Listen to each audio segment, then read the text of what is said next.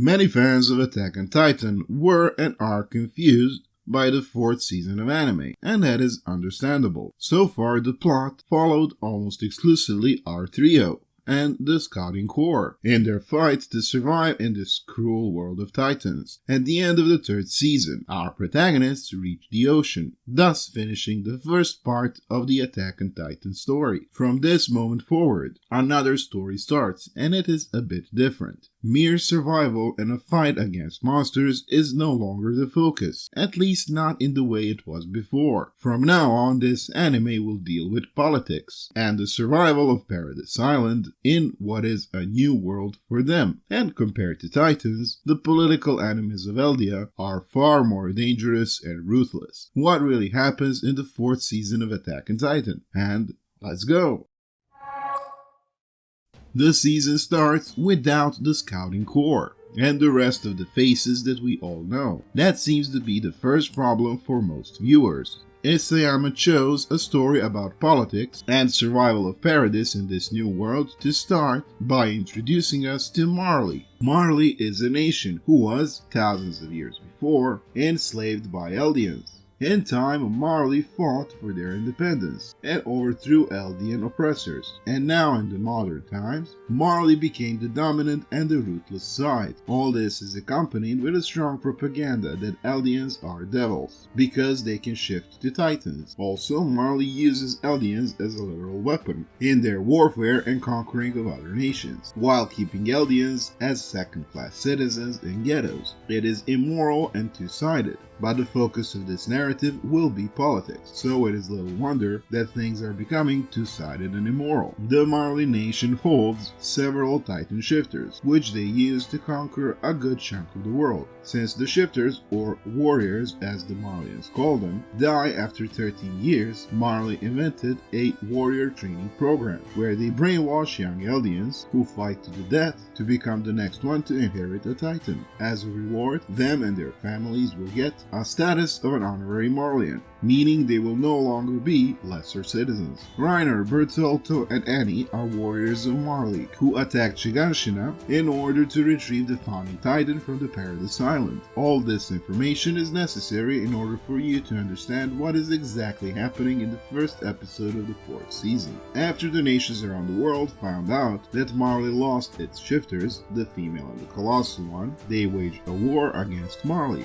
This war lasts for 4 years, exactly the amount of time that passed since we last saw Eren at the seaside. 4 years have passed, and we see the next generation of warrior candidates, Gabi, Falco, Udo, and Zofia, as they fight in a decisive battle against an enemy nation, the Battle of Fort Slava. Here we can witness the brutality of Marley against Eldian soldiers. We also see the end of that battle and the 4-year war. Here is when it becomes obvious that the modern technology will become powerful enough to counter Titans, and it is only a matter of time when Marley will lose its military supremacy. Be that as it may, meet Gabi and get used to her, because she will be a major part of the focus of this show from now on. It is likely that Isayama was intending for Gabi to be a parallel to young Eren, only coming from Marley. How smart and successfully this has been done is a great question. Many fans do not like Gabi for many reasons. After conquering the Fort Slava, warriors and candidates return to Liberio, their hometown in Marley. Marley leaders decide to make a new offensive on Paradise Island to retrieve the founding Titan and to ensure their military supremacy in the new world.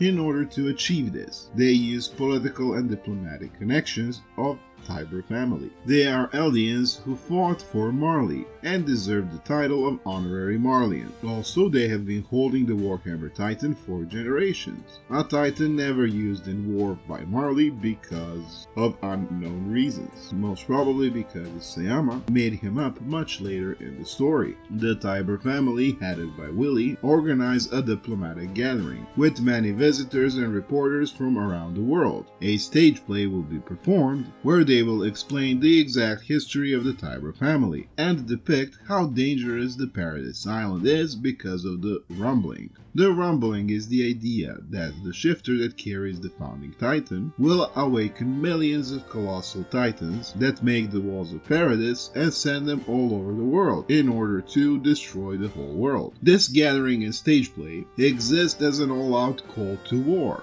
and destroying Paradise. But let's return a couple of days before the stage play. Reiner, a completely broken man, almost commits suicide, but he decides to live on as a support for young candidates. We meet Peakfinger, the Card Titan, as well as Porco, the Jaws Titan, freshly inherited from Ymir. They, together with young candidates, enjoy the festival before the Tiber family calls whole world into war. Falco, one of the candidates, meets and befriends a sick soldier of Marley. Soon it turns out that this soldier is Eren Yeager, who infiltrated Liberia on his own. Eren uses Falco to send letters to the scouting corps, forcing their hand into the next offensive. Apparently there is a good mailing service between Liberia and Paradise, but oh well. Eren's intentions are to make a brutal surprise attack on Marley immediately after the declaration of war. We also see a mysterious tall soldier with a goatee who takes away Porco and Peak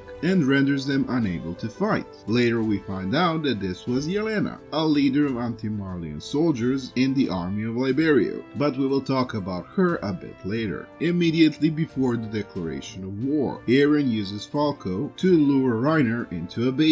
Here, in a truly keynote scene, Reiner and Eren meet for the first time after 4 years. Eren and traumatized Reiner talk while they listen to the stage play and the declaration of war against Paradise. Here we can see how much Eren changed from our clear-eyed shonen, and many parallels between what Reiner, Annie, and Bertoldo did that day with atrocities that Eren will commit now. The very moment that Willy Tiber declares the war on Paradise, Eren transforms, killing many people in the building above, then kills and eats Willy Tiber, as Eren was believing that he was the Warhammer Titan shifter. Eren after that kills most of the military leadership of Marley. His transformation is a sign for the scouting corps to begin attacking. After a pretty epic battle between the Scout Corps and Marley, Eren successfully takes the Warhammer Titan from Lara Tiber into himself, of course with Mikasa's help.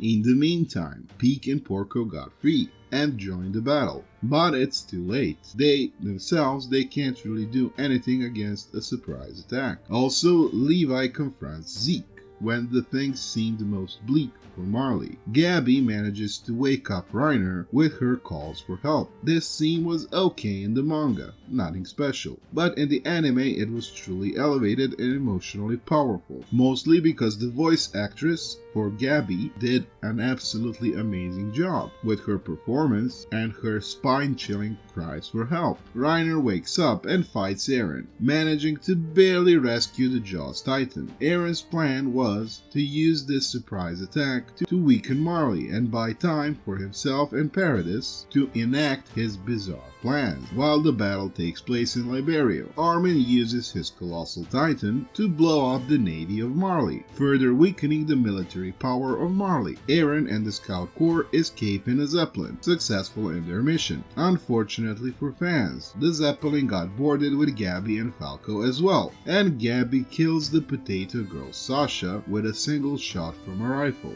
It is very interesting to note that Sasha's last words were Niku, which could mean meat. Pretty painful and heartbreaking. Even more so when we, after that, find out that her last words may not have been meat. She may have used her last breath to say the name of her beloved Nicolo. Kanji writings implicate that she indeed said meat, but still a very painful moment for the fans. Immediately after her death, we find out that Zeke has actually betrayed Marley and helped Eren and the Corps in the attack. Then again, he did it because he wanted to enact his own bizarre and demented plans. Zeke's wish is to stop the suffering of all Eldians, and the only solution that he is capable of thinking of is pretty extreme. Eldians will suffer no more if Eldians are no more, right? So Zeke's plan, which he thought up of with Eren, is to use the Eren's founding titan to perform a type of euthanization of all Eldians. The power of the founding titan can be used when the founding titan shifter touches a titan of royal blood,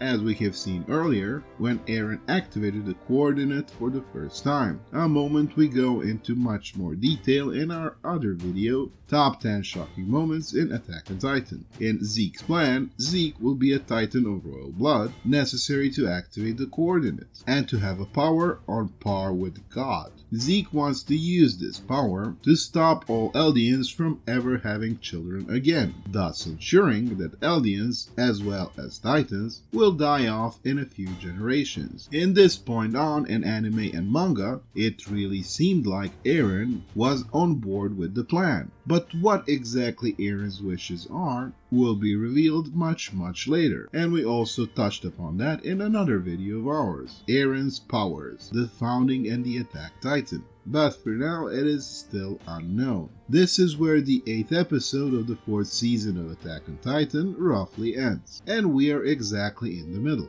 In part 2 of this video, we will explain the rest of the story in the 4th season of Attack on Titan, and believe me, there is a much story to be told. That would be it for this video. If you enjoyed this video, don't forget to like, share and subscribe. Follow us on social networks. Check out other videos on the channel. That's it. See you in part 2. Bye bye.